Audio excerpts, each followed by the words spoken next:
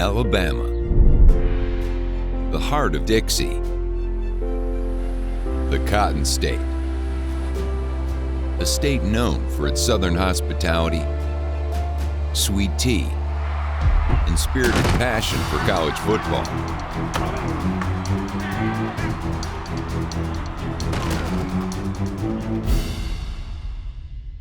Alabama is also home to one of the country's most beautiful natural wildlife reserves, known as North America's Amazon, spanning more than 266,000 acres.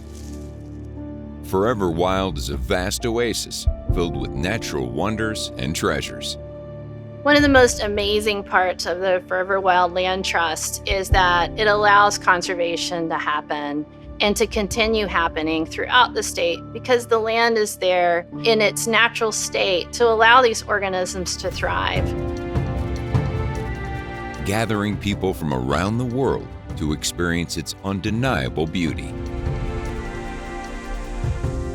What we have today is practically unsurpassed by other states. With all of our beautiful mountains and Cheehaw, the highest point in the state, you get this beautiful collage of landscape that is just stunningly Alabama.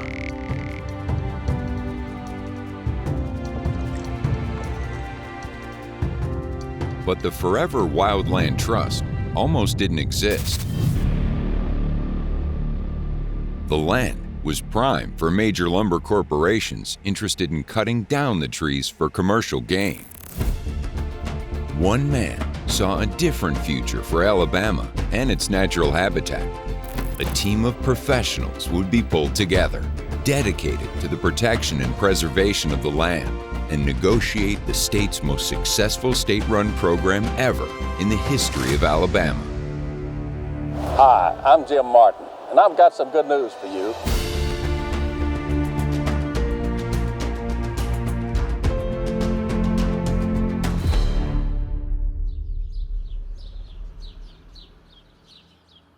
James Martin's story starts with his career in the military. I know that he was working in Birmingham, and his boss, and this was at Amoco, his boss' son was in the Navy or something, and he was killed. So he went down and volunteered and joined the Army. And that was the beginning of his Army career, which, you know, they test you and all of that, and they found out how smart he was, especially in math. So they put him in artillery. It was the first concentration camp the American soldiers liberated in World War II. He told me of how it happened, that he was in a Jeep looking at a map, and all of a sudden he hears German machine gun fire. So he decided to take the Jeep down the road a little further, and he saw this, what was a concentration camp, and the Germans were leaving it. I looked through it, I saw about 15 or 20 bodies lying on the ground. And they all had some kind of a prison uniform on. And I said, that's what the Germans have just killed.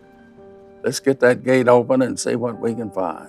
And he goes into this concentration camp with his gun pulled, and he opens this door, and there's all these poor prisoners in there dying. I looked around and I saw gas jets in each corner, and I realized it was a gas chamber. And those people got in the middle, trying to get a little bit of air that was left. I went to the next one, and there was these giant ovens, and they were still warm, and half-burned bodies were in them. I called the colonel, and I said, Colonel, let me tell you where I am and what I found. I told him. He said, I can't believe that. I said, I can't either, but I'm right in the middle of it. Jim said it was a horrible sight. And he said he noticed that they were looking at him like, what are you going to do? He holstered his gun and he shouted, we're Americans. The determination that we're the good guys. You know, help has arrived. It was so astounding that General Dwight Eisenhower, General George Patton, and another high-ranking general immediately wanted to come inspect the camp. And he came through the gate. I saluted him. He saluted me back. These three generals had to be escorted, and Jim Martin was the man. I mean, imagine yourself an officer looking at a map trying to figure out what your next move is, and you happen upon this camp of horrors.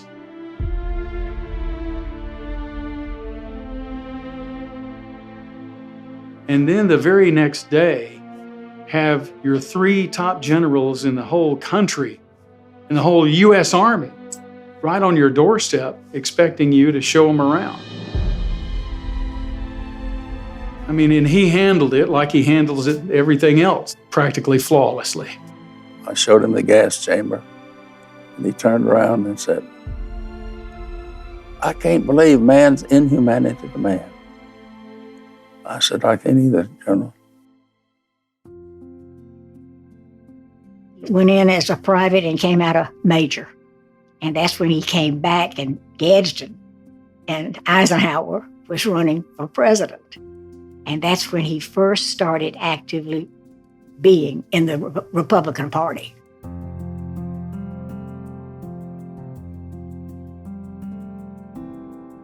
This is Jim with President Eisenhower. And Jim served in Eisenhower's army in World War II.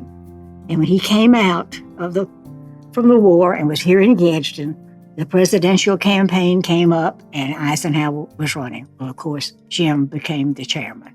And that was really his first experience into Alabama politics. And your winner, Miss Alabama, Patricia Huddleston.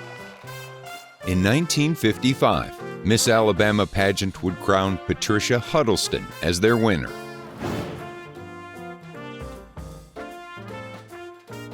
Giving Miss Huddleston an incredible opportunity for travel, speaking events, and a platform. I was a senior at the University of Alabama, but I was Miss Alabama. When you're a Miss Alabama, you are asked to be and come and entertain or speak or whatever. But the fact that I sang made me more popular, so I could put on programs. Well, a sorority sister of mine whose grandmother lived in Atala, she came up with me. And I was sitting at the dinner between Albert and Allison Raines, the then congressman. And he said, "Pat," said, "do you see that young man sitting back in the back?" And I said, "Yes, sir." He said, "That's the most eligible bachelor in North Alabama." At that time, after World War II, Jim came to Gadsden with Amico. He was the president of the Chamber of Commerce of Gadsden. I was in Atala. But anyway, that was how we actually met. He had a new gray Thunderbird, Ford Thunderbird. Well, that's when he drove up to the sorority house in Tuscaloosa to see Pat. You can imagine all my sorority sisters sticking out their heads out of the window to see who is this older man that Pat is dating. Jim was 15 years older than I. They got a kick out of that, and he got a kick out of that. So he kept coming back and forth to Tuscaloosa. But then I had scholarship money and all that I could use to go and study voice in New York. And that's what I wanted to do. I stayed in New York 3 years. Those 3 years, Jim didn't give up. He kept coming to New York to the point that the stewardesses on the airplane knew him by name. "Are you going to New York to see Pat?" And it was just known. And he never gave up. But I finally realized this is not the life I want to live. So I came back to Alabama and we married in December. It's the 1950s. Miss Alabama, Pat Huddleston, is at an event. She meets this young, gregarious, handsome young man named Jim. They fall in love, become smitten, get married, and become a power couple in the state of Alabama. He just came into Gadsden as a young man, a veteran. He was a joiner, and he was a leader. He was an activist, and he was building his business. And with the personality that he had, people adored him. They loved him. And nothing stopped him. He didn't have the money. His family, his dad was a railroad engineer. His mother was a school teacher. They had other children. He had nothing but what he went out and made himself. And that appealed to me. And I liked that. James and Pat were married in December of 1959. Shortly after, the newlyweds would welcome 3 children into the world.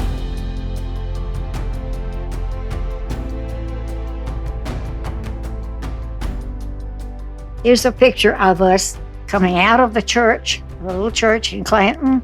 And here we are cutting the cake at my grandmother's house in Clanton for the reception. But here before that, we were coming out as the newly married couple.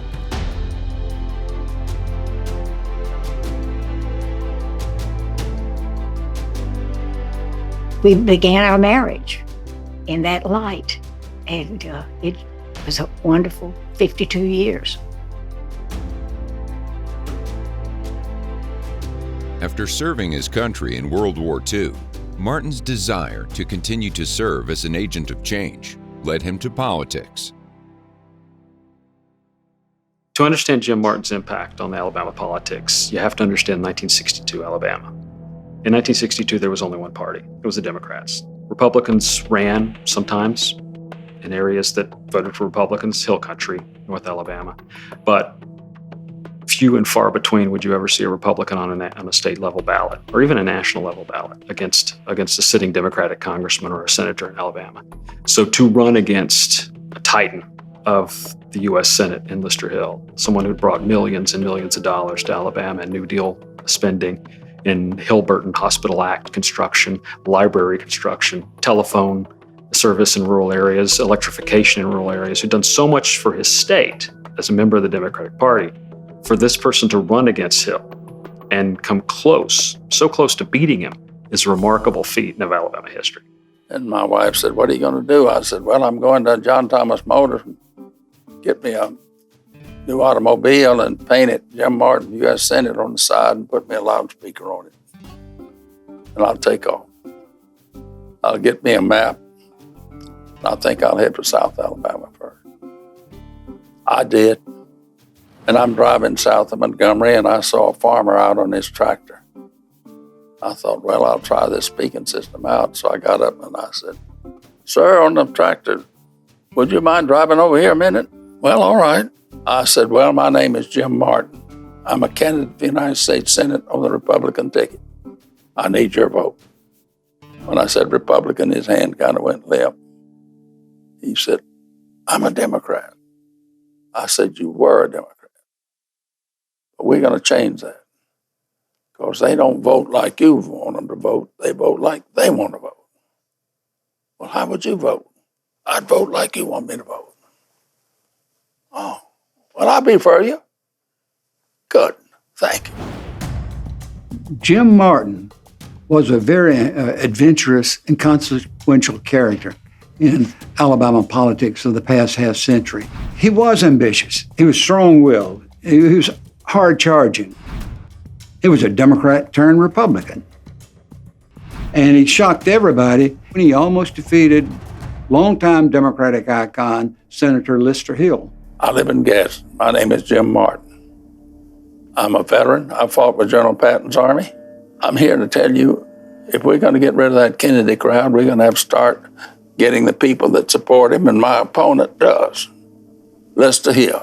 In 1962, Lister Hill faced off with Martin, the candidate of the newly rising Republican Party. Hill won the election with only 1% of the vote. It was a shock.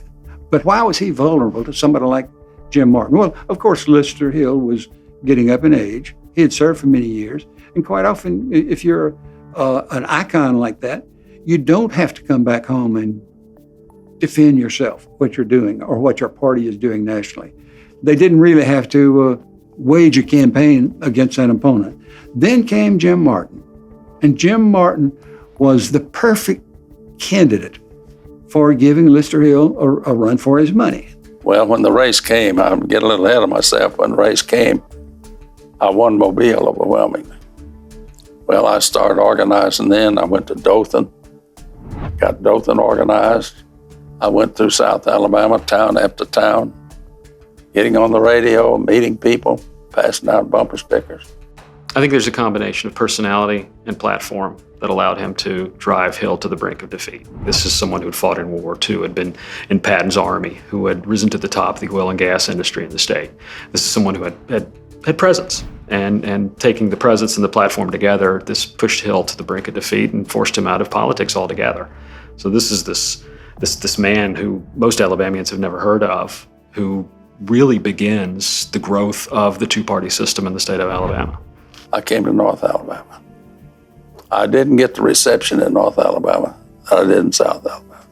In fact, my local county, Etowah, did not vote for me. I said to my wife, well, we ran a good race. We worked hard. That's the way it is. The 1962 race against Lister Hill elevated Jim Martin to instant stature as a future leader, possibly governor or senator of Alabama. And 2 years later, he ran for the U.S. Congress. That was the Goldwater election, and he was elected. I got a call. Why don't you run for Congress? Well, you got enough votes, you could win. Okay, I'll run for Congress. Albert Raines was not running. George Hawkins, a lawyer, was my opponent. I'm going to rent a motorhome, and I'm going to put a loudspeaker on it, paint the sides, Jim Martin for Congress. And I'm going to the other side of my district where my opponent is not known. And I'd go to place after place after place. And I'd enter the town with my bus playing Dixie as loud as it could play. And I'd buy time on the radio station and make a talk. We organized county after county after county. And I got to Etowah. We organized it, but we didn't get the support because the unions were opposed to me. They were dedicated to the Democrat Party. Election night came again, and I won overwhelmingly. Suddenly, I'm a United States congressman. He was not a liberal. He wanted people to earn their way. He didn't want them to live off the government and have the government control their lives and that kind of thing. He wanted them to be individuals and be successful. His narrow loss to Hill in '62 led to a growth in his popularity statewide, and this led to his victory in 1964 for a congressional seat in Washington. Probably if Jim Martin had bided his time, eventually he may have become Alabama senator. But he decided in 1966 he wanted to be governor. He used that seat in Washington to fuel a run in 1966 for governor of the state of Alabama. He really thought he had enough gravitas among the voters, even though he was a Republican, that he was going to challenge Lurleen Wallace for the governor's chair in Montgomery. Governor Wallace had won 4 terms as governor. The first time he had his first term, governors could not run for re-election. That was such an unplanned and unanticipated situation. The Republicans thought that they would have to make this an anti-George Wallace race. Even the Democrats were lining up, and they had some very strong and successful Democratic politicians who were going to take Wallace on. At that time, the Constitution prevented a sitting governor from serving 2 terms consecutively. Lurleen, his wife, who was beloved in and of herself, decided to run. And that just threw a monkey wrench into everybody's plans. It was impossible for whoever was the Republican nominee to win. This portrait was made while we were on the back of a train campaigning in the state of Alabama, and it was Halloween night. And we were running against Lurleen Wallace. And I said, well, it even snowed on us. And you can see the snowflakes coming down. And that was an early snow for Alabama. So campaigns are hard. They're hard work. I would try to keep Jim enthusiasm up, and he was hard to discourage, but he would get discouraged. Jim joked, he said, man, I was running against 2 governors, not just one. And he was right. I mean, Lurleen did win, and she even beat him here in Etowah County pretty handily. I think Jim won Jefferson and did pretty well in Mobile County and won Winston and a couple of other smaller counties, won them pretty good. But Lurleen beat him here in his own home county pretty badly. Martin thought because there's a woman running for governor, he called her a nice wife. He called himself a he-man. So the he-man would naturally defeat the nice wife running for governor. He discounted the fact that her last name was Wallace. I can tell you, losing an election you put your heart and soul into is very, very difficult. He was severely trounced in the general election.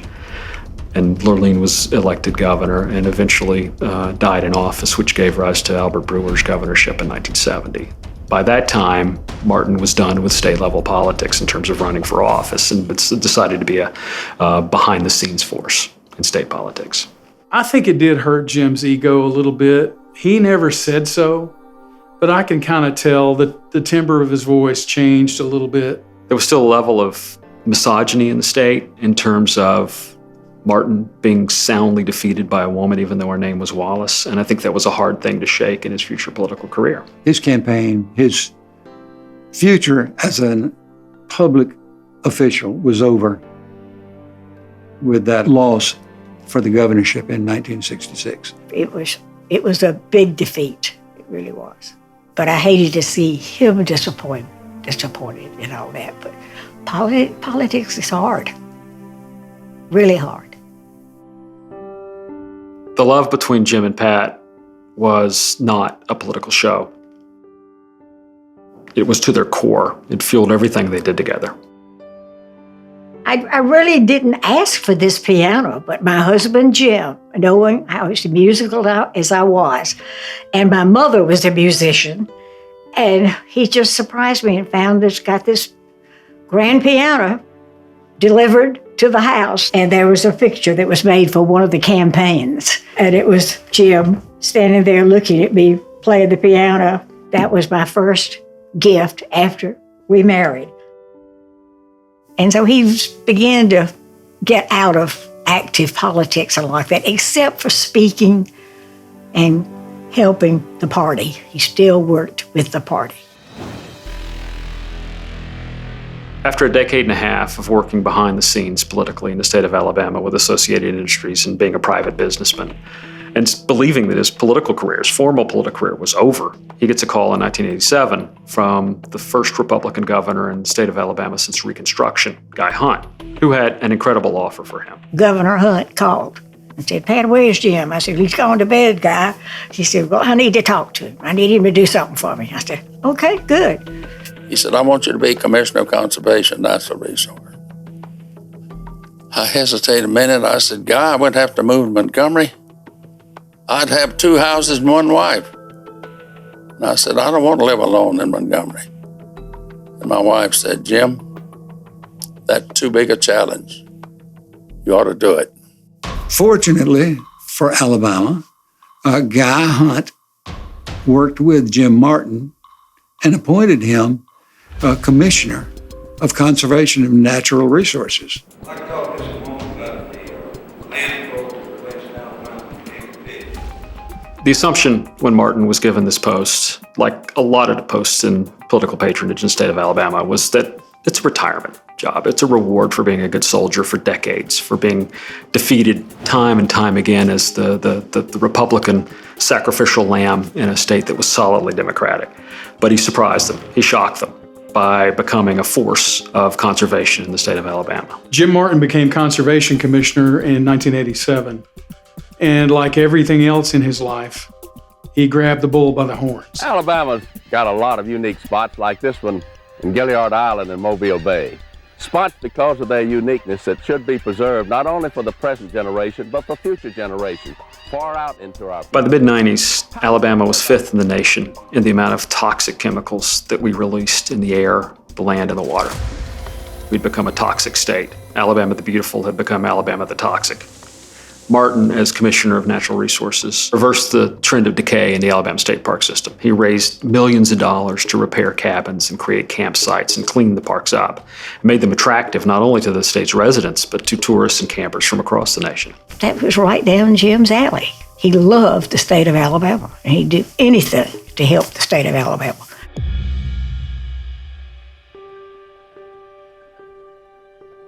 He said, well, you'll be sworn in such a date. On that date, I drove to Montgomery, went in the State House. There they had a Bible.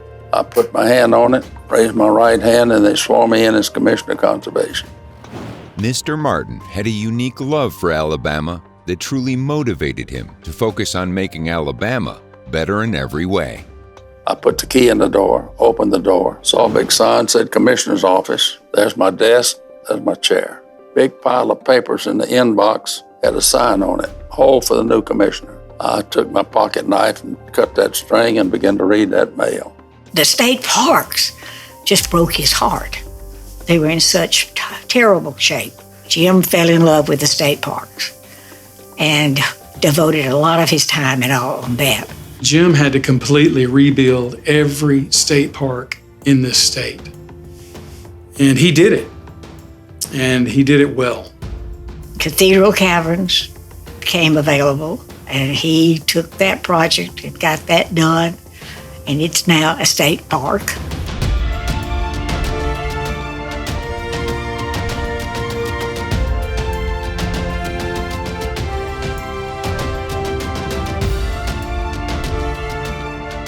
I sponsored some legislation, I believe $110 million to renovate the state parks. And we got those done during my tenure. During that time that we were able to start build the handicap trail up at Cheehaw for elderly and handicapped folks.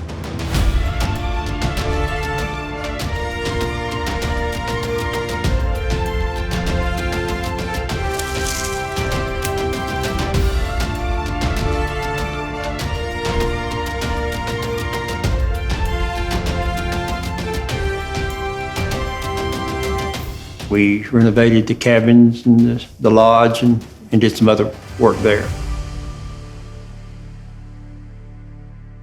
Martin's long ties to the oil and gas industry in Alabama led to his contribution to the state's pursuit of proper royalties from ExxonMobil, who had long underpaid the state for gas and oil rights in the Gulf of Mexico. One day, I got a call from Exxon. We're going to open our big well, and we want you to come down to the ribbon cutting. Well, I got on the helicopter that belonged to Exxon and fly down to the coast, and the president of the southern part of Exxon was there to meet me. He said, you're in time for lunch. And I looked over there and this big table of food. I said, well, I'd have to say this, so Exxon's really feeding everybody. He said, well, you're paying a fourth of that. Now, I didn't say anything about it, but it sure registered with me. I went ahead and had my lunch with them and cut the ribbons, and we started drilling for oil in Exxon. I go back to my office and I said, tell the lawyer that handled the Exxon lease to come in here with me and bring the lease with Exxon with him. Is there any place in it that allows Exxon to deduct its drilling expenses from us? And is there anything in there that allows them to keep a portion of what they collect? He said, there is not. Read it to me. After realizing how much money the state of Alabama was losing to expenses Exxon was charging, Martin took Exxon to court, winning a nearly $35 million settlement, plus interest, which amounted to another $4 million. Jim stood up for the state of Alabama against a industrial petroleum giant. I mean, we were just a small state with a great resource. And Jim looked at it as we got to get it while the getting's good. We got to get everything out of it we can. And he saw Exxon cheating us. And he aimed to stop it. All right, if we did that to Exxon, Shell's doing the same thing. Let's call Shell. Tell them we've just sued Exxon and won. If they don't desist, we'll take them to court. They said, we don't want you to go to court. We'll agree with what you say and we'll send you the money. First thing you know, all of the oil companies have sent us the money. That was huge, and I think that put a lot of other oil companies that might have wanted to cheat Alabama on notice. No cheating here. Jim Martin. I love that. That's Jim. Even though he'd been long aligned with oil and gas interests in the state, Martin realized that he had to do something to protect and preserve the state's environment.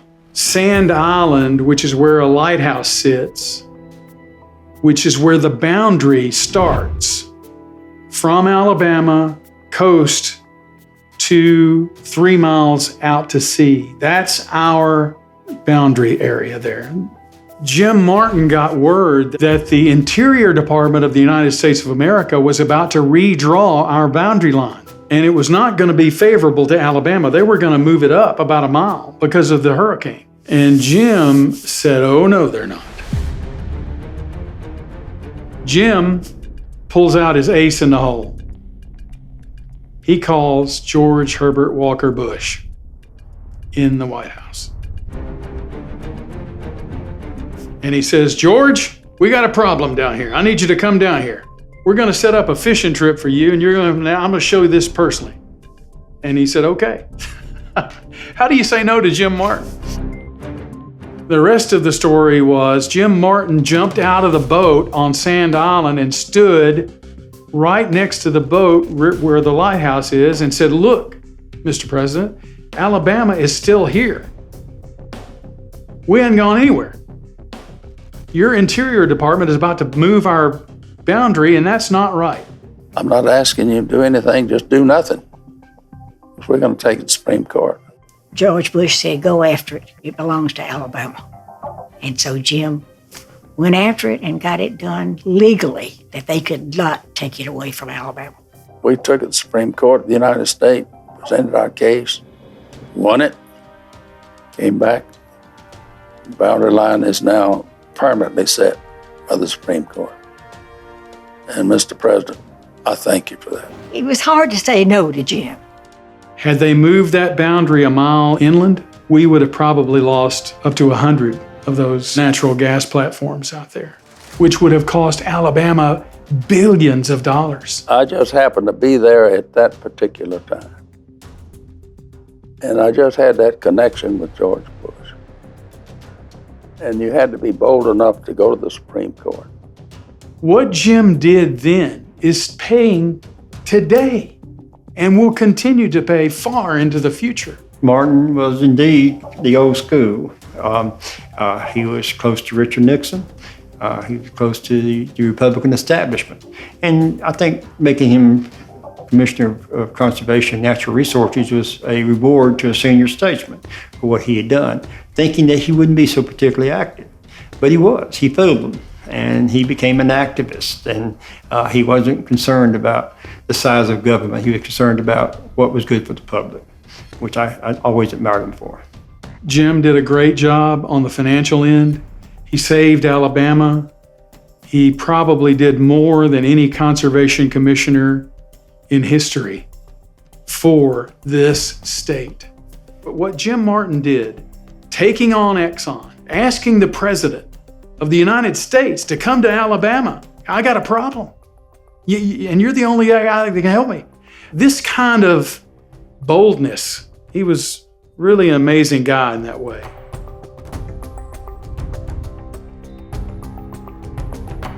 Jim Martin was and is a conservative Republican. And he really knew the value of wilderness and wildlife.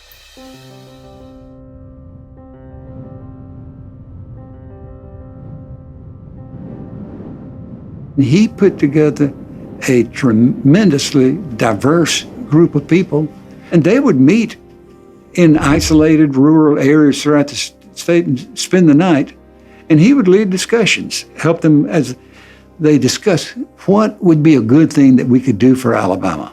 How do we do this? I've got to think of some way to leave land like this forever a while.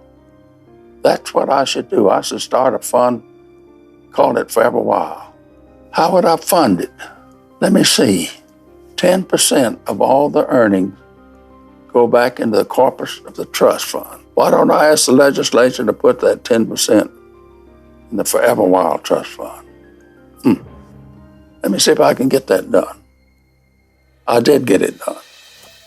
In 1992, Jim and a group of his colleagues established the Forever Wildland Trust, which would allow the state of Alabama to purchase and protect the many thousands of acres of natural forests, wetlands, and wildlife native to the state. It was the first of its kind. I was a practicing attorney at the time in Anniston, Alabama. I was involved with a number of conservation groups. I was on the board of the Nature Conservancy. I was on the board of the Alabama Conservancy. I was involved with the Ladiga Trail Project, and came to be involved in conservation circles. Once the Forever Wild initiative, became a reality, I was appointed by Governor Hunt as a governor's appointee for the northern region of Alabama and became an active, participating, very happy member of the Forever Wild Land Trust Board. The idea had been around in other states and been discussed in Alabama, but it had come up several times in the legislature, but had never passed.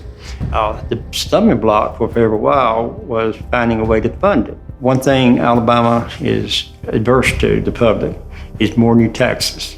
So it was very much a challenge to find some way to pay for Forever Wild without any new taxes. Several proposals have been made, voted down very quickly. A deed tax, adjustments in income tax, or whatever. The beauty of Forever Wild is that it required no new taxes. Otherwise, it wouldn't have been created. It was funded from leases from oil companies in the Gulf of Mexico. A large part of that came as a result of a landmark lawsuit between the state of Alabama and ExxonMobil, which for decades had been underpaying its lease royalties to the state of Alabama. Billions of dollars came to the state as a result of this lawsuit and became the funding structure for Forever Wild. This was an impressive political accomplishment on Jim Martin's part. Alabama didn't have much public lands at the time. We didn't have any particular program to acquire public lands. We had some state parks and some national forests, but we didn't have a lot of public lands. In fact, the first time I met with some Governor Hunt's people in Montgomery, the finance director called me over to the side and said, boy, of course I was a lot younger then, and he said, boy, the state doesn't need me in the business of owning land. And of course, his background was in the timber industry. And so that's when we decided that whatever we did, we'd have to make a constitutional amendment. How would we go about preserving these unique and beautiful lands in Mobile Bay and other areas of our state? Fortunately, our legislature passed overwhelmingly a bill that we call Forever Wild. The mission of the Forever Wild Land Trust is to put lands in perpetuity for citizens of Alabama. These lands can be used towards the state park system, towards wildlife management areas, towards recreation, and towards conservation. And so people in Alabama that are interested in conservation, but they also enjoy hunting, will find these wildlife management areas will have both of those opportunities. And so the mission is to provide these lands in perpetuity that are of no cost for the citizens of Alabama to visit and to enjoy, learning about natural resources throughout the state, as all regions of the state have Forever Wild properties within them. One of the things that makes it unique is the fact that there was no taxpayer money going to be used for this. It was not as if we were going to take money from the general fund. The money was going to be acquired for offshore natural gas, a percentage of that. There would also be funds set aside for stewardship. That approach was effective because I think it was about 85% of the people of the state of Alabama who voted on the constitutional amendment voted in favor of the Forever Wild Land Trust, and that was unheard of. And it was properly presented to the people so that, everybody understood what we were doing. Otherwise, it would not have garnered that kind of support. But you can imagine that there were a lot of people that would be suspicious of any project that's put forward by government to spend money. People are naturally are suspicious of that sort of thing, and with good cause, because too many times that trust has been betrayed. Well, did you ever wonder what Alabama might have looked like 100 years ago? When our fathers and forefathers opened this door and swung this old hasp, it was a land of matchless, unspoiled beauty. And we've watched it change right before our very eyes. Now we're for progress, and it'll come on and roll into the future. But somehow we've got to preserve a little bit of Alabama and all of its beauty and grandeur, not only for our children and our children's children, but far out into the future.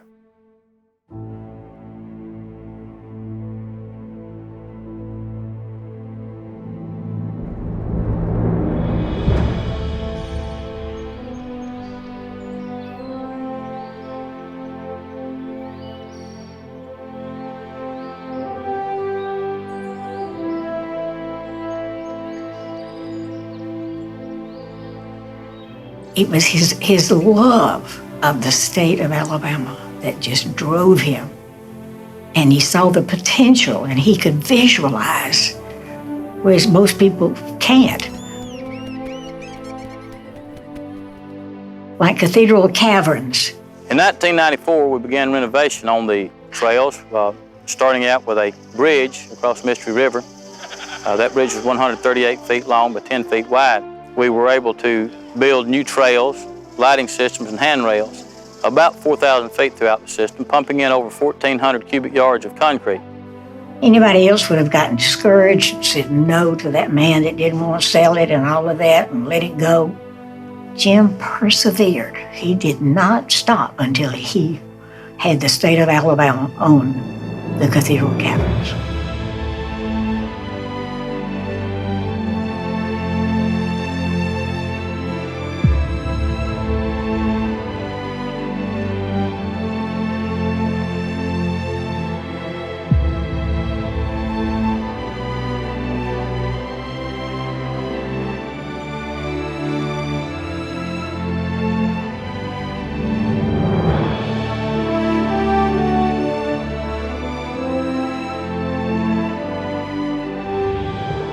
He was a doer.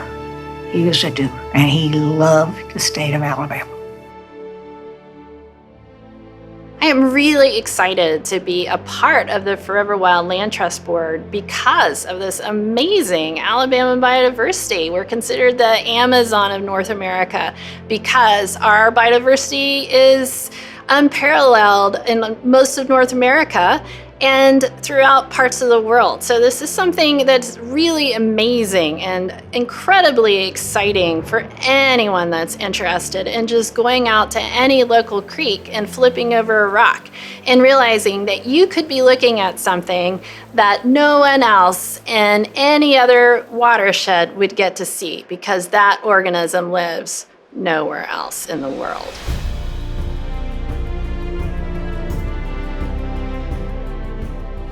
The highest diversity of freshwater snails in North America occur within the waters of Alabama.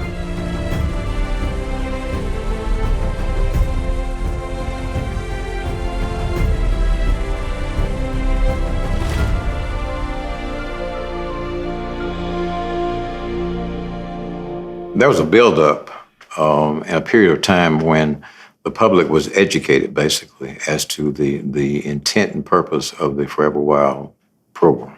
There was a good bit of time spent by the folks who were going to administer the program, a lot of officials with the Department of Conservation, the Alabama Department of Conservation, and the state of Alabama, including Jim Martin, who was pivotal and instrumental as the spearhead of this project. Hi, I'm Jim Martin, and I've got some good news for you. On November the 3rd, you and I will get a chance to vote yes on the Forever Wild bill, the bill that allows you and me to set aside some of Alabama's beautiful lands for future generations. It's financed with the interest earned on natural gas going into the trust fund, so it won't cost you a nickel. Vote yes November 3rd. We'll be counting on you. From the moment he came in, from the moment Jim came in as conservation commissioner, he was on a mission to turn some things around in this state as far as conservation is concerned. He also got prominent politicians to help shepherd this through the Alabama legislature. He put together a lot of people and groups who didn't know each other and didn't like each other. The funding is unique. The concept is unique. The participation is unique. And something else he did When I was on the board, we would always meet at the state parks, and he would always have the meetings early in the morning. So most of us would have to, spend the night at the state park, and we would spend time talking and getting to know one another and getting to know perhaps the perspective of folks from conservation, got to hear from the hunters and the business people and the utilities, and it sort of formed a sense of common purpose that helped us to achieve some things that would not have otherwise been possible. The one place I ran into a difficulty was Gunnersville State Park. I went up there one day to make a speech, and after I finished, the maintenance man called me over and said, "Commissioner, could I tell you something and show you something?" I said, "Certainly." He said, "Let's go around to the back of the building." I went around the back of the building, and I saw a big crack in the building, and it showed a little gully where water had been running off. And he says, "That water's coming from underneath that building, and that crack, that means there's something wrong with the foundation." You're right. When I went back to my office, I sent engineers and architects to Gunnersville Lodge. They stayed a week. They came back and said, "Commissioner, you're not going to like what we're going to tell you. But that park, that lodge is going to have to be stripped down to its foundation, find out what's causing it, and rebuild the whole building. We estimate that'll cost you $25 million. Ooh. We let the contract. We stripped Gunnersville Lodge down to its structure, found a big pipe underneath there that was a drainage pipe, and part of it had collapsed, and it caused the building to sink a little bit and let some of the water from the sewage run out under the foundation and come out of the building. Well, we started that renovation, tore it down to the strips, and if you go to Gunnersville Lodge today, we restored it in a beautiful way. It's a beautiful lodge. We paid the $25 million, and I think it was worth it. But it caused me to have to raise more money to replace that, and we did. So we remodeled every park in the state of Alabama. When Martin took over as Commissioner of Natural Resources, Alabama state parks were in disarray. These cabins had been built during the New Deal by the Civilian Conservation Corps, and for decades had not been kept the way they should have been. So they were falling apart, roofs were falling in. It was an embarrassment. Martin reversed the trend of decay in Alabama state parks. He raised millions of dollars to repair cabins, to create campsites, to make the state park system attractive to not only Alabama residents, but to people all over the country. His legacy is that he was the father of the modern Republican Party. There was no real Republican base at that time, heading into the 60s. He energized that base and demonstrated that the Republican Party could challenge the Democratic establishment in Alabama. The second one, and more lasting, is that he bequeathed to future generations of Alabamians this land trust, an unanticipated and almost unimaginable treasure for the people of this state now and in the future. Our current political sensibilities cause us to raise an eyebrow when someone tells you that a Republican would be an environmental protector. For 2 decades, national politics has become a blood sport, a zero-sum game. Somebody wins and somebody has to lose. Issues that have been conservative issues for a long time have filtered down to the state. Issues that are liberal issues have filtered down to the state. And so state politics, which had been sort of insulated from national politics for decades, are now in step with national politics. So if you're a Republican, the assumption is you are against the environment or against protecting the environment. You are for business interest. If you're a Democrat, you are considered to be a protector of the environment and against business interests. This is the way we think about politics today. It wasn't always that way. You could be conservative on some issues and be a strong protector of the environment. And that was Jim Martin.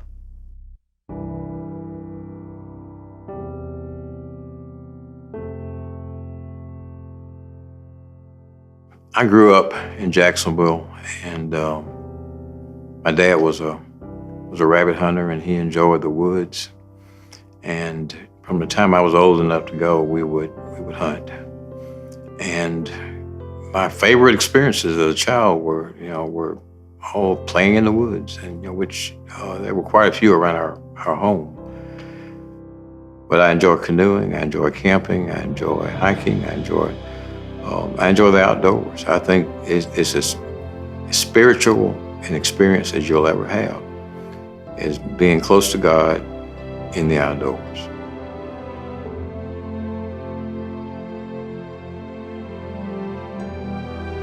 And we here in Alabama are blessed to have some of the most unique, most beautiful spots on God's earth here available to us. The walls of Jericho. If you have a question about Forever Wild, if you have a question about whether or not it was all worth it, whether the efforts of Jim Martin and Doug G. and all the folks who were involved in the inception of that, whether it was worth it, take a day and go to the walls of Jericho and walk. Or take a canoe. Or hike up into the Sipsey Wilderness. Some of the most pristine, some of the most beautiful spots on this planet are in the Sipsey Wilderness. Or if you want to take a couple of days and go to the Tensas Delta, look at all that's available in the Tensas Delta. Or go to the middle parts of the state, some of the lands that were acquired and purchased there in central Alabama. And just take a day and walk across it. And think about all the treasures, all the parcels of land, the real estate that's more than real estate. It's history. It's our hearts. It's who we are. If you'll take time to experience that, you'll have some sense of appreciation for what these people did for the folks of this state. Why it was so overwhelmingly authorized initially, why it was so overwhelmingly reauthorized. Because we as a people, the people of the state of Alabama, are blessed to have the natural resources and all that we have here in the state of Alabama, and we're blessed to have the people. And we were blessed to have folks like Jim Martin, the dedicated people that brought us Forever Wild and that have served throughout the years to make sure that this legacy goes forward.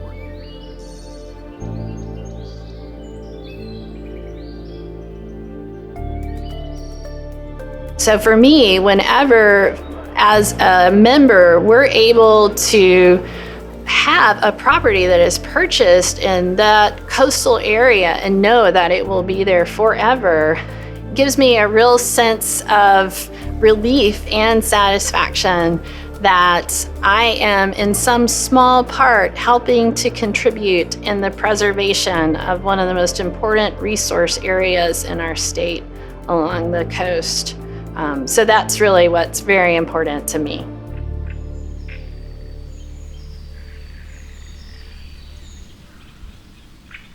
When Jim Martin passed away, barely anyone noticed in the state of Alabama. One TV reporter said merely, he served the state in Washington. Martin did so much more. Martin was pivotal in protecting our environment. We call Alabama, Alabama the Beautiful. Jim Martin made that true.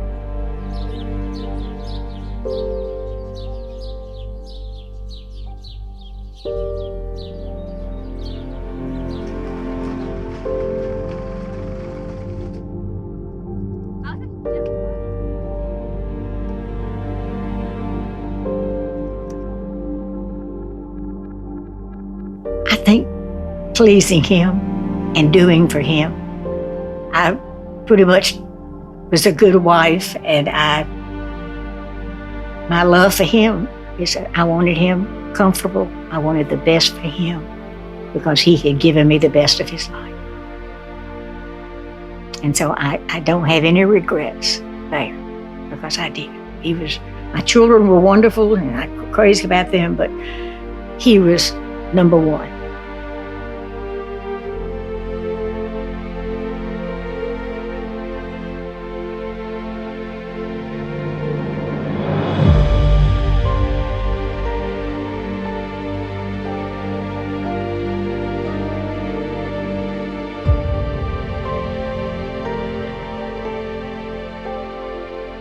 that means people 100 years from now will see that land like it is forever wild.